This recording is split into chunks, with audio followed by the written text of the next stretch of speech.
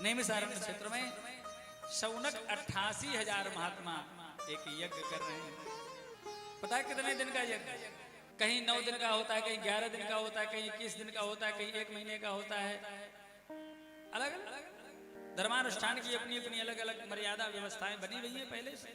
लेकिन इन महात्माओं का जो यज्ञ है वो 1000 वर्ष तक चलने वाला है। 1000। अच्छा, इतना दिव्य विशाल यज्ञ क्यों कर रहे हैं? कहते हैं सत्रम स्वर्गाय लोकाय। सीधा सीधा अर्थ तो है कि स्वर्ग लोक की प्राप्ति की इच्छा से। लेकिन आप लोग फिर टोक देंगे बाद में कि महाराज अभी कह रहे थे कि मोक्ष की भी कामना नहीं की गई है, अब कह रहे हो कि स्वर्ग लोक की प्राप्ति की इच्छा से, तो बात कट जाएगी।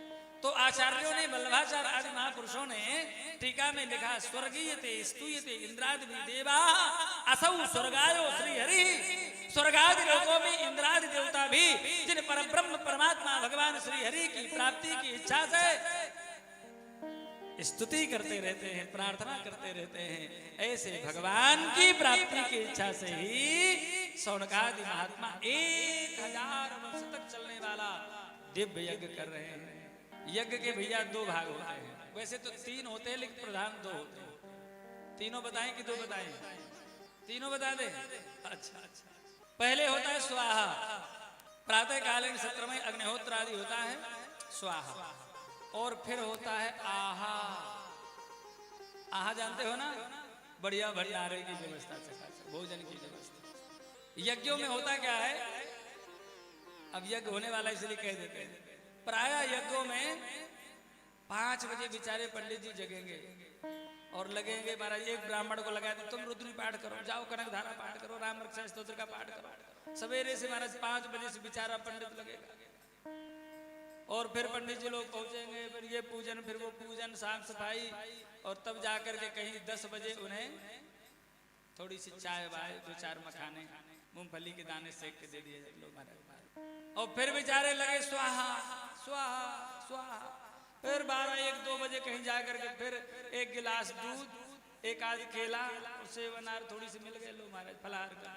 अब बेचारों की आत्मा कुड़कुड़ाती है। अब बेचारे यज्ञ करें, यज्ञ में मन लगेगा?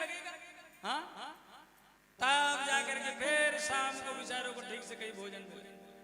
जयपुर के राजा थे महाराज जयसिंह प्रथम।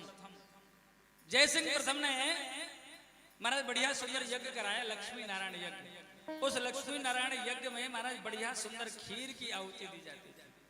बढ़िया सुंदर बासमती चावल गौ माता के घी में बढ़िया सेक करके, और बढ़िया महाराज गौ माता का दूध डाल करके, अखरोट बादाम पिस्ता चिरौंजी आदि डाल करके महाराज धीरे धीरे धीरे धीरे घुटते घुटते घुटते घुटते जब चावल और दूध जब एक हो जाए बढ़िया, हाँ शाकल बिल्कुल घुटे माँ की खीर, फिर महाराज वो दिव्य खीर जो है आहुति दी जाती है ब्राह्मणों को। वही 1 गिलास दूध और 2 केला।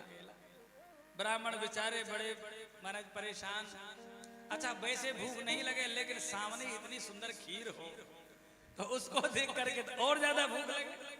एक दिन ब्राह्मणों ने महाराज आपस में सलाह करी।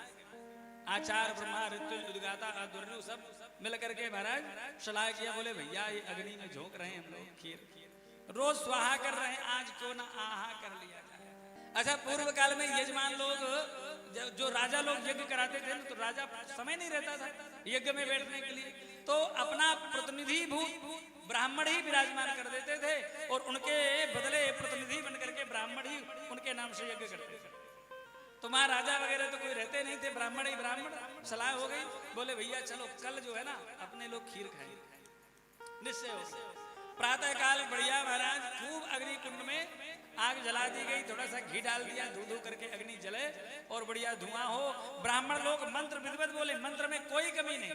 हरि ओम सहस्रशीर्षा सहस्राक्षः सहस्रपाद शभूमिद्धुं सर्वात् स्मृत्वा तियाति शुद्धासाङ्गूलं श्रीमन्नारायणाय स्वाहा।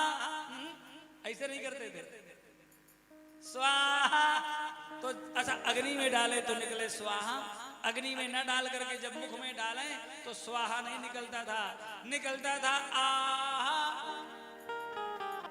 महाराज पूरी खीर ब्राह्मण लोग खाए गए, सटकाए गए। आहा हा हा, शाम हुई, रात्रि में राजा सोए। जैसे प्रातः काल ब्रह्म मुहूर्त हुआ, ब्रह्म मुहूर्त में ही राजा के सामने स्वप्न में भगवान साक्षात लक्ष्मी नारायण भगवान प्रकट हो गए स्वप्न में और कहा, राजन आज की तुम्हारी यज्ञ की क्रिया से हम परम संतुष्ट हैं, प्रसन्न हैं, मांगो मांगो वरदान मांगो वरदान। राजा ने मनवांछित अभीष्ट अपना फल प्राप्त किया भगवान से प्रार्थना करके। तत्पश्चात निद्रा खुल गई। भगवान का ध्यान करते हुए प्रणाम करके स्नान आदि से निवृत्त होकर के राजा आज बिल्कुल सवेरे सवेरे भोर में सीधे यज्ञशाला। ब्राह्मणों की सांस नीचे की नीचे, ऊपर की ऊपर। रोज तो राजा आते थे 10-11 बजे, आज प्रातःकाल सवेरे सवेरे। लगता है किसी ने राजा को बता दिया। अच्छा, पहुंचते ही राजा ने लौट करके साष्टांग दंडवत करी ब्राह्मणों। हे ब्राह्मणों, महाराज रोवे, आंसू निकले राजा के। हे ब्राह्मण देवताओं, कृपा करके बताओ तो सही, कल आप लोगों ने ऐसी कौन सी विशेष क्रिया का प्रयोग किया जिसके कारण से हमें भगवान ने प्रत्यक्ष स्वप्न में दर्शन देकर के कृतकृत किया। ब्राह्मण सोच रहे थे मन में कि राजा व्यंग कर रहे हैं, निश्चित आज तो फांसी में लटका दिए जाएंगे, मौत आ गई पक्का। लेकिन ब्राह्मणों ने महाराज रोते हुए कहा, अन्नदाता माई बाप, आप भले ही हमें फांसी में चढ़ा दो, चूली में चढ़ा दो, हमने ऐसी कोई विशिष्ट क्रिया का प्रयोग नहीं किया। अभी तो भूख के मारे तिलमिला गए थे हम लोग, इसलिए जितनी भी आपकी खीर थी वो स्वाहा ना करके हमने आहा कर ली, सब गड़का गए महाराज। राजा बड़े श्रद्धालु थे महाराज, उन्होंने पुनः लौट करके प्रणाम किया ब्राह्मणों के चरणों में और कहा, ब्राह्मणों आज के बाद में पहले आहा होगा और तत्पश्चात फिर स्वाहा होगा। बढ़िया महाराज, ब्राह्मणों के लिए अलग से सुंदर महाराज मधुर रसामृत खीर बनाई जाती और महाराज वो खीर पहले ब्राह्मणों को खिलाई जाती, फिर कहते महाराज चलो अब स्वाहा।